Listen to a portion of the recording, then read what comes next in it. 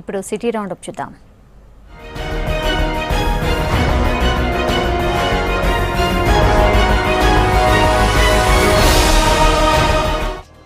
Saroor Nagar indoor స్టేడియంలో 61వ జాతీయ స్థాయి స్కూల్ గేమ్స్ ముగింపు సభ ఘనంగా జరిగింది. కార్యక్రమానికి ఎమ్మెల్యే తీగల కృష్ణారెడ్డి ముఖ్య అతిథిగా హాజరై విజేతలకు బహుమతులు అందజేశారు. అండర్ 14 వాలీబాల్ పోటీల్లో ఢిల్లీ మొదటి స్థానంలో నిలవగా ఏపీ సెకండ్ ప్లేస్ సొంతం చేసుకుంది.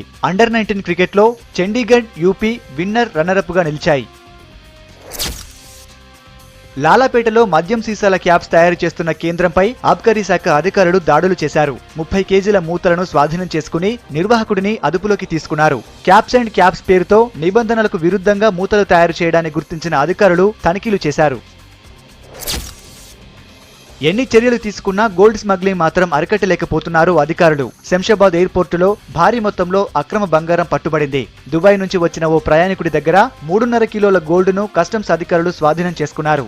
తనిఖీల్లో పట్టుబడిన నిందితుడిపై కేసు పెట్టి శంషాబాద్ పోలీసులకు అప్పగించారు. తెలంగాణలో ఏపీ జడ్జిల ఆప్షన్లను వ్యతిరేకిస్తూ లాయర్లు చేస్తున్న నిరసనలు 6వ రోజుకు చేరుకున్నాయి. రంగారెడ్డి జిల్లా కోర్టులో జరిగిన జాతీయ మెగా లోక్ అదాలత్ను అడ్వకేట్లు బహిష్కరించారు. లాయర్ల ఆందోళనలతో ఇవాళ ఒక్క కేసు కూడా పరిష్కారం కాలేదు. సికింద్రాబాద్ రైల్వే స్టేషన్ నేరాలకు అడ్డాగా మారిందని భద్రతపై భరోసా ఇచ్చేందుకు ప్రయత్నిస్తున్నామన్నారు north zone DCP Sumathi. Coordination stakeholders పేరుతో మహిళా సంఘాలు, స్వచ్ఛంద సంస్థలు అధికారులతో సమావేశం జరిగింది. భద్రతపై సలహాలు, సూచనలు అడిగి తెలుసుకున్నారు.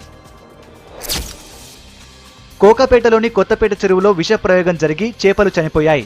గుర్తు తెలియని వ్యక్తులు చెరువులో విషం చల్లడంతో 20 లక్షల విలువ చేసే చేపలు మృతి చెందాయి. చేపలు చనిపోవడంతో 50 కుటుంబాలు ఆర్థికంగా నష్టపోయాయి. ప్రభుత్వం తమను ఆదుకొని నష్టపరిహారం చెల్లించాలని బాధితులు కోరారు. మల్కజ్గిరి, జవహర్ నగర్ లో ఎస్ఓటీ పోలీసులు పేకాట స్థావరాలపై దాడులు చేశారు. సాకేత్ దేవీనగర్ లో పేకాట ఆడుతున్న 8 మందిని అరెస్ట్ చేశారు. దాడిలో 47,000 రూపాయలతో పాటు 10 సెల్ ఫోన్లు, 5 బైకులను స్వాధీనం చేసుకున్నారు.